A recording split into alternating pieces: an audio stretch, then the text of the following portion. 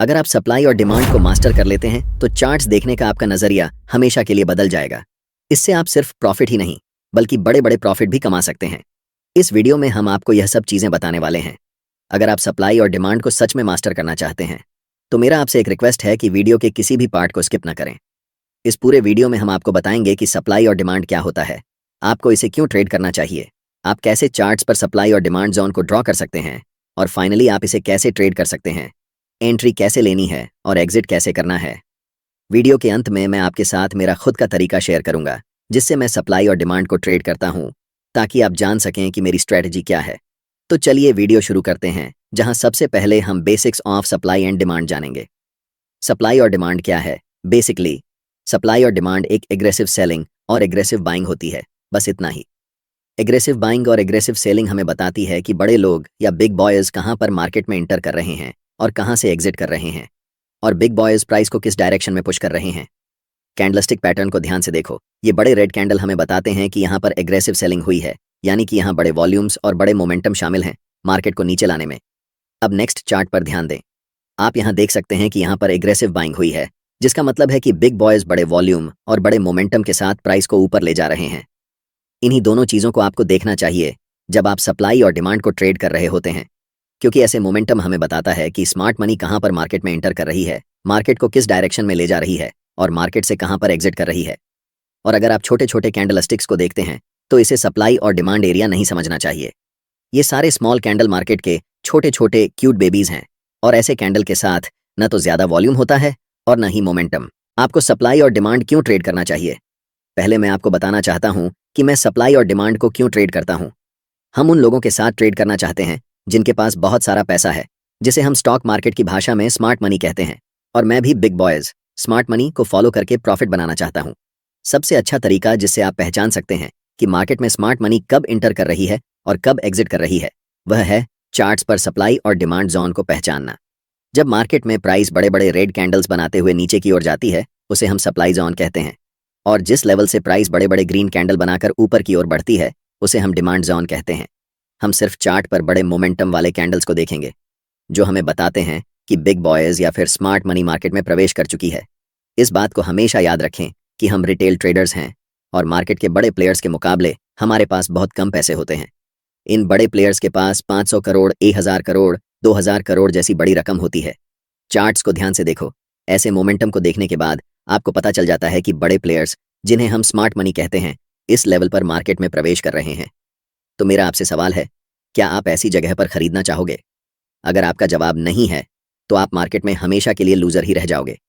लेकिन मुझे पता है कि आप सबका जवाब हाँ होगा, क्योंकि आप मार्केट में प्रॉफिट बनाने आए हैं, और यहाँ तो आपके सामने मुफ्त पैसे पड़े हुए हैं। आप जानते हैं कि स्मार्ट मनी के पास बड़े पैसे हैं, बड़ी पावर है, और उनके पास मार्केट को मूव करने की ताकत है। सबसे बड़ी गलती जो रिटेल ट्रेडर्स कर सकते हैं वह है ऐसे स्मार्ट मनी के खिलाफ ट्रेड करना जो आपसे अनलिमिटेड टाइम बड़ा है। अब आपको पता है कि सप्लाई और डिमांड को क्यों ट्रेड करना है। अब हम जानेंगे सप्लाई और डिमांड जोन को चार्ट्स पर कैसे ड्रा करते हैं। अब हम जानेंगे कि सप्लाई और डिमांड को चार्ट्स पर कैसे पहचान सकते हैं। पहला तरीका यह है कि ट्रेड में आपको तभी एंट्री लेनी है जब आपको कम से कम 3 मोमेंटम कैंडल्स दिखें। हो सकता है कि एक मोमेंटम में 4-5 बड़े कैंडल्स हों, लेकिन कम से कम 3 तो होना ही चाहिए, तभी हम ट्रेड में एंट्री ले सकते हैं। जैसे कि इन 3 मोमेंटम कैंडल्स को देखो। ध्यान रखना कि ऐसे छोटे कैंडल्स को सप्लाई और डिमांड मत समझना। इस एग्जाम्पल में हम इन 3 ग्रीन मोमेंटम कैंडल्स का इस्तेमाल करेंगे। दूसरा चीज आपको यह करना है कि ऐसे एरिया ढूंढना है जहां से मोमेंटम शुरू हुआ है, और उन तीनों कैंडल्स के जस्ट प्रीवियस वाले कैंडल पर हम एक रेक्टेंगल बॉक्स ड्रॉ करेंगे। ध्यान देना कि वह बॉक्स कैंडल की हाई और लो को पूरी तरह कवर कर रहा हो। अब जो आपको चार्ट्स पर यह रेक्टेंगल एरिया दिख रहा है, ये पूरा एरिया एक डिमांड जोन है, और अगली बार जब भी प्राइस इस जोन में आएगा तब यहाँ से आपको बाय ट्रेड में एंट्री करनी है। क्योंकि यहाँ पर ऐसा हो चुका है, तो ध्यान देने वाली बात यह है कि प्राइस इस जोन तक आया और उसके बाद बड़े ग्रीन कैंडल्स बनाते हुए शूट अप कर गया। सोचिए, अगर आप ऐसी जगह पर मार्केट में ट्रेड एंट्री करते हैं तो आप बहुत ज़्यादा पैसा बनाने वाले हैं। चलिए अब एक और एग्जाम्पल देखते हैं। इन 3 बड़े रेड कैंडल्स पर ध्यान दें। यहाँ पर हमें इन कैंडल्स को सेलेक्ट करना है और इन 3 कैंडल्स के प्रीवियस कैंडल की हाई और लो को टच करते हुए राइट साइड की तरफ खींचते हुए एक रेक्टेंगल बनाना है। ये रेक्टेंगल एरिया एक स्ट्रॉन्ग सप्लाई जोन है, इसलिए हमें वेट करना है कि प्राइस दोबारा इस सप्लाई एरिया में आए, और जैसे ही प्राइस सप्लाई जोन के पास आती है, मैं चाहता हूं कि आप ध्यान से देखें कि क्या होता है। प्राइस इस जोन में आने के बाद थोड़ा कंसोलिडेट होती है और फिर एक स्ट्रॉन्ग रेड कैंडल बनाते हुए नीचे चली जाती है। यहाँ पर प्राइस लिटरली इस सप्लाई जोन के पास आने के बाद कोलैप्स कर जाती है। इससे आप सीखते हैं कि सप्लाई और डिमांड जोन को चार्ट्स पर कैसे पहचानते हैं। अब हम जानते हैं एक और मेथड जिसे हम कंसोलिडेशन मेथड कहते हैं। इस चार्ट पर नजर डालें। यहाँ पर प्राइस एक टाइट रेंज में ऊपर नीचे हो रही है, जिसे हम कंसोलिडेशन जोन कहते हैं। अब हम एक रेक्टेंगल टूल लेंगे और इस पूरे कंसोलिडेशन जोन को कवर करते हुए राइट साइड की तरफ रेक्टेंगल को ड्रॉ करेंगे। ध्यान से देखिए कि प्राइस इसके बाद क्या करती है। प्राइस इस कंसोलिडेशन जोन को तोड़ने के बाद रीसेट के लिए ऊपर जाती है और जैसे ही वह रेक्टेंगल बॉक्स को टच करती है, प्राइस वहां से नीचे की तरफ आने लगती है। तीसरा मेथड है आपको ऐसे एरिया को खोजना जहां पर मैक्सिमम नंबर में कैंडल्स की लंबी विक्स हों। चार्ट्स पर विक्स का बनना हमें बताता है कि प्राइस उस लेवल से रिजेक्ट हो रही है और ऐसे लेवल को मार्केट में रिजेक्शन लेवल कहा जाता है। जहां पर मल्टीपल लॉन्ग विक्स वाले कैंडल्स बने हुए हैं, वहां क्या करेंगे कि रेक्टेंगल टूल सेलेक्ट करके इस पूरे विक्स वाले कैंडल्स को कवर करते हुए रेक्टेंगल बॉक्स को राइट साइड की तरफ खींचेंगे। आपको दिखेगा कि अगली बार जब प्राइस इस लेवल पर आई तो प्राइस यहाँ से बड़े बड़े ग्रीन कैंडल्स बनाते हुए शूट अप कर गई। इसे हम कह सकते हैं कि यह एक बहुत ही स्ट्रॉन्ग डिमांड जोन है। अब हम पूरे यकीन के साथ कह सकते हैं कि आप सप्लाई और डिमांड जोन को चार्ट्स पर पहचानना सीख चुके हैं। इसके बाद ये बेहद ज़रूरी है कि आप ये जानें कि आप इसे कैसे ट्रेड करेंगे। इस चार्ट में हमने 3 बड़े ग्रीन मोमेंटम कैंडल्स को पहचान लिया है। अब हम उनके हाई और लो को कवर करते हुए राइट साइड तक एक रेक्टेंगल जोन बनाएंगे और आपका डिमांड जोन तैयार हो जाएगा। अब हम वेट करेंगे कि कब प्राइस वापस इस डिमांड जोन में आएगी। ट्रेड में एंट्री करने के लिए आपके पास 2 सबसे ज़्यादा उपयोग किए जाने वाले तरीके हैं।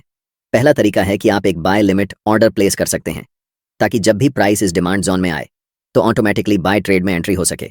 दूसरा तरीका यह है कि आप मैन्युअल बाय ऑर्डर लगा सकते हैं जब प्राइस इस लेवल पर आती है।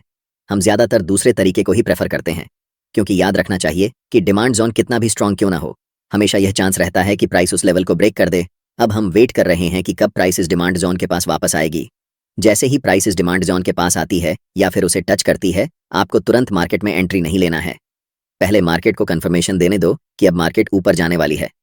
आप देख सकते हैं कि यहाँ पर एक 2G कैंडलस्टिक पैटर्न बना है और ये लंबी विक्स हमें बताती है कि प्राइस यहाँ से रिजेक्शन ले रही है। लेकिन हम अभी भी कंफर्म नहीं हुए हैं कि प्राइस ऊपर ही जाने वाली है, इसीलिए हमें और इंतजार करना पड़ेगा। जस्ट नेक्स्ट कैंडल एक बड़ी बुलिश कैंडल फॉर्म होती है और हम यहाँ पर कंफर्म हो जाते हैं कि मार्केट अब यहाँ से ऊपर जाने वाली है, क्योंकि ये बुलिश इंगल्फिंग कैंडल हमें बताती है कि मार्केट में स्मार्ट मनी बाइंग पोजीशन बना रही है। और आप जानते हैं कि स्मार्ट मनी की एंट्री के बाद प्राइस सुपरफास्ट स्पीड से ऊपर जाने वाली है। हम यहाँ मार्केट में एंट्री लेंगे जिसमें हमारा स्टॉप लॉस स्विंग लो के नीचे होगा। अगर आप ज़्यादा सेफ रहना चाहते हैं तो आप अपना स्टॉप लॉस बिल्कुल इस डिमांड जोन के नीचे रख सकते हैं।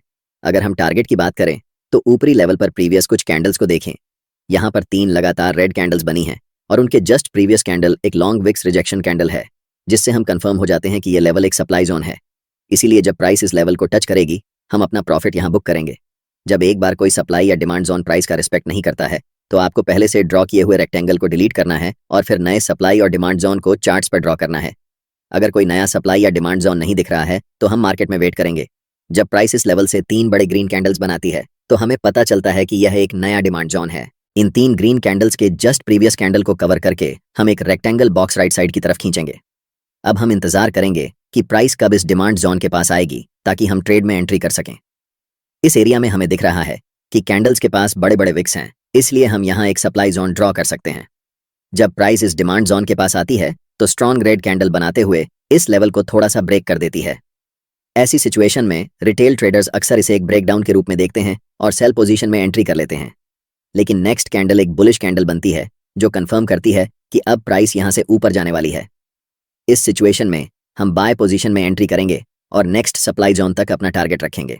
हमारा stop loss last swing low के नीचे होगा। इसके बाद प्राइस बुलिश कैंडल्स बनाते हुए ऊपर की तरफ बढ़ जाती है और हमारा टारगेट हिट हो जाता है।